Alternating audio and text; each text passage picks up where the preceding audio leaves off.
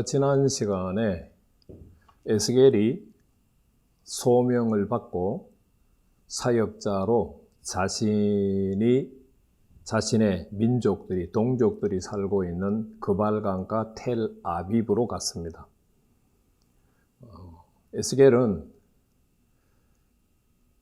하나님께서 맡기신 사명을 감당하러 나가야 되죠. 그런데 자기 동족들이 너무너무 두렵고 무서워서 일주일 동안을 그 자리에 가만히 집에서 움직이지 못하고 있었습니다. 그래서 하나님께서 3장 16절에서 21절 말씀에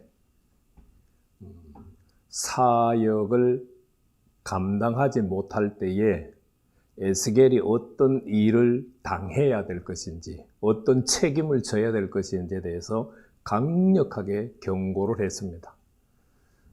악인이 있고 의인이 있습니다. 악인에게 하나님께서 너 죽는다라고 말씀하셨어요. 에스겔은 가서 하나님의 말씀을 전해야 돼요. 그런데 에스겔이 하나님의 말씀을 전하지 않고 그 악인이 죽었어요. 그러면 그 악인은 자신의 죄로 말미암아 죽은 자가 돼요. 그렇지만 그 악인의 핏값은 에스겔에게 찾겠다고 말씀하셨어요. 의인도 마찬가지죠. 의인이 공의를 행하다가 공의에서 떠나서 악인과 같은 삶을 살고 있어요. 하나님께서 너 죽는다라고 말씀하셨어요. 에스겔은 그 음성을 들었으면 공의에서 떠난 의인에게 가서 하나님께서 너 죽는다고 말씀하셨다. 회개하고 돌이켜라. 전하지 않았을 때는 그 공의에서 떠난 의인은 자신의 죄로 죽어요. 그런데 그의 죽음에 대한 핏값은 에스겔에게서 하나님께서 찾겠다라고 하셨어요. 악인이든 의인이든 하나님의 메시지를 전했고 그는 죽었어요. 그러면은 에스겔에게는 생명이 보존되고 영혼이 보존된다. 그렇게 에스겔이 맡은 책임이 얼마나 막중한 것인가에 대해서 경고를 하셨어요. 오늘은 우리가 3장 22절에서 5장 17절 말씀을 이제 공부를 할 차례입니다. 편의상 3장 22절에서 27절, 4장 1절에서 3절, 4장 4절에서 17절, 5장 1절에서 17절 이렇게 나눠서 살펴보도록 하겠습니다. 3장 22절에서 27절 말씀은 에스겔이 하나님께로부터 받은 사명을 감당하지를 못했어요. 그러면 이제 하나님께서는 어떻게 하셔야 될까요? 에스겔을 다시 위로하고 격려하고 용기를 북돋워서 사명감을 고취시켜서 에스겔을 다시 이스라엘 자손들에게로 보내야 될까요? 보내는데 역시 주 여호와께서 이같이 말씀하셨다라고 하는 첫 번째 소명을 받았을 때와 같은 방법으로 보내야 될까요? 아니면 에스겔이 도저히 자기 동족들, 이스라엘 자손들을 생각하니까 너무나 완악하기 짝이 없어요. 에스겔이 도저히 그들에게 가서 주 여호와의 말씀이 이렇다라고 전해서는 전하지 못할 것 같고 또 전했다 하더라도 에스겔이 당할 박해가 너무나 잔인한 것을 아마도 하나님이 생각하시고 에스겔에게 사역 방법을 바꾸실까요? 이건 이제 하나님이 결정하실 문제입니다. 첫 번째 소명을 하고 주 여호와께서 이같이 말씀하셨다라고 해서 역시 같은 방법으로 말씀을 전하게 하시든지 아니면 사역 방법을 달리 하시든지 그 사역 방법을 어떻게 할 것인가에 대한 결정이 바로 3장 22절에서 27절 말씀입니다.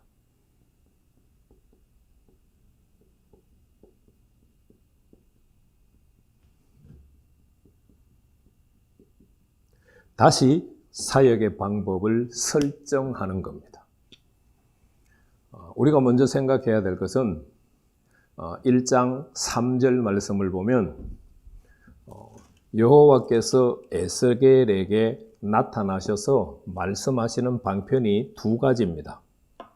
하나는 여호와의 말씀이 부시의 아들 제사장 에스겔에게 특별히 임하고, 그러니까 말씀이 에스겔에게 임하는 경우가 있어요. 그리고 두 번째는 여호와의 권능이 그 위에 있으니라. 여호와의 권능이 에스겔에게 말하는 방법이 있어요. 오늘 3장 22절 말씀을 보면 에스겔의 권능이 에스겔에게 임해서 말씀을 하세요. 어떻게 말씀하시나요?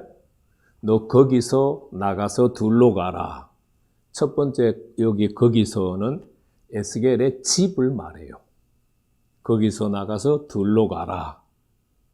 그럼 거기서 내가 너와 말하겠다. 두 번째 거기서는 들을 말해요.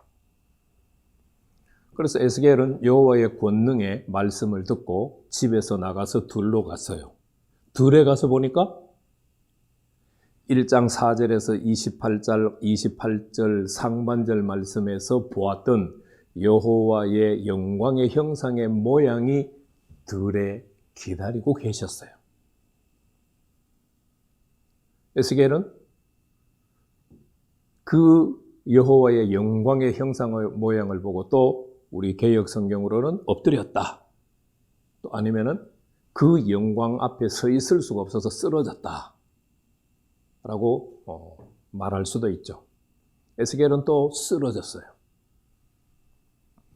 그러자 여호와의 영광의 형상의 모양이 에스겔에게 말씀을 합니다.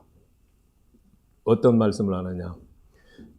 먼저 영을 보내셔서 에스겔을 일으켜 세웠어요.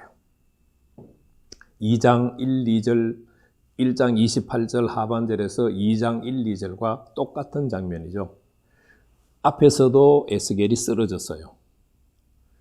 여호와의 영광의 형상의 모양은 제가 영광스러운 여호와의 형상이라고 하겠다고 했습니다. 영광스러운 여호와의 형상은 쓰러진 채로 에스겔에게 말씀하기를 원하지 않으세요. 에스겔이 바른 자세와 바른 정신을 가지고 상태에서 말씀하시기를 원하셨어요. 그래서 영을 보내서 에스겔을 일으켜 세우셨어요. 에스겔을 일으켜 세우시고 이제 말씀을 하셨어요. 가라. 내 집으로 들어가서 문을 닫아라. 좀 이상하지 않으세요? 여호와의 권능이 에스겔에게 임하셔서 말씀하셨죠. 에스겔을 어디에서 어디로 나가라고 했습니까? 집에서 나가서 둘로 가라 했습니다. 그런데 에스겔이 순종해서 둘에 갔더니만 다시 가라라고 하는데 2장 3절 말씀에서는 이스라엘 자손들에게로 가라라고 말씀하셨어요. 그런데 지금 3장 24절에서는 이스라엘 자손들에게로 가라라고 말하지 않고 집으로 가서 문을 닫아라고 말씀하셨어요. 좀 우스꽝스럽잖아요. 집에서 나가서 들로 가라고 해서 들에 갔는데 들에서 다시 집으로 가서 집에 들어가서 문을 닫아라. 그럼 아예 처음부터 그냥 집에서 말씀하시지. 왜 여호와의 권능이 에스겔에게 들로 나가라고 말씀하셨을까요? 그리고 거기서 말하겠다고 했을까요? 여호와의 권능은 영광스러운 여호와의 형상이 에스겔과 대화하는 한 통로예요. 여호와의 권능이 에스겔 보고 집에서 들로 가라고 했죠. 영광스러운 여호와의 형상이 에스겔을 보고 집에서 들러 가라고 하지 않았어요. 영광스러운 여호와의 형상 앞에 에스겔이 다시 서야 되는 이유가 뭘까요?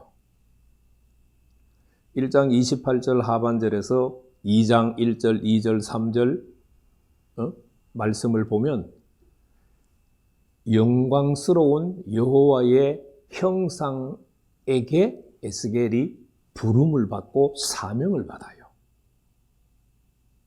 에스겔이 집에서 나가서 들로 갔다. 들에서 영광스러운 여호와의 형상을 다시 만났다라고 하는 말은 다시 에스겔에게 사명을 주신다는 말씀이에요. 10장에 가면은 다시 이 영광스러운 여호와의 형상에 대해서 또 자세하게 설명을 한 번 더 합니다. 자, 에스겔은 영광스러운 여호와의 형상의 음성을 듣고 집으로 갔어요. 그리고 집으로 가서 문을 굳게 닫았어요. 그러면서 영광스러운 여호와의 형상이 에스겔에게 말씀을 하세요. 무리들이 너에게 할 일이 있고 내가 너에게 할 일이 있다. 무리들은 에스겔을 밧줄로 꽁꽁 묶어서 꼼짝도 못하게 해요.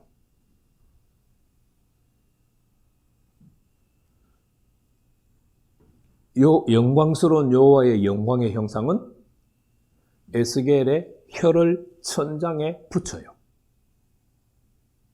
혀가 천장에 붙으면 어떤 상태가 될까요? 말을 못해요.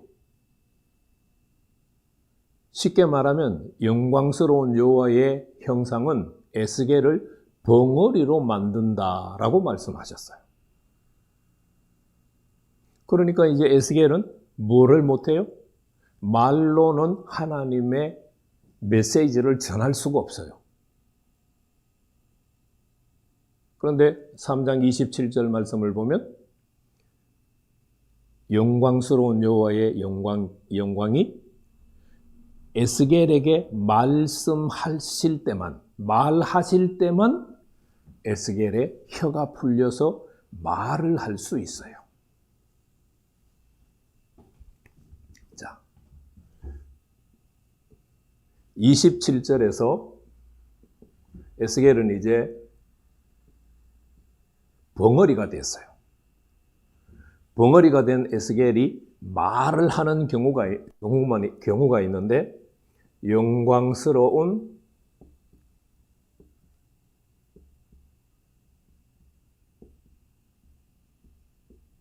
여호와의 형상께서 에스겔에게 말할 때만 에스겔은 말할 수 있어요. 그러면은 3장 27절부터 에스겔은 언제 가서 말하게 될까요? 33장 21절에서 22절에 가야 에스겔이 말을 하게 돼요. 미리 한번 살펴볼까요? 33장 22절 말씀을 보면은요. 그 도망한 자가 내게 나오기 전날 저녁에 여호와의 손이 내게 임하여 내 입을 여시더니 다음 아침 그 사람이 내게 나올 그때에 내 입이 열리기로 내가 다시는 잠잠하지 아니하였노라.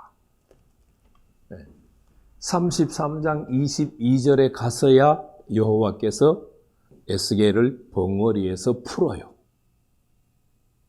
33장 22절 가서 이제 에스겔이 말을 해요. 물론 4장 1절 말씀부터 33장 20절 말씀까지 에스겔이 비유로 설명을 할 때도 있고 질문을 받고 대답할 때도 있어요. 그런데 뭐는 하지 않느냐? 여기서 말을 못한다라고 하는 말은 예언을 못한다라는 말과 말이다라고 생각하시면 돼요.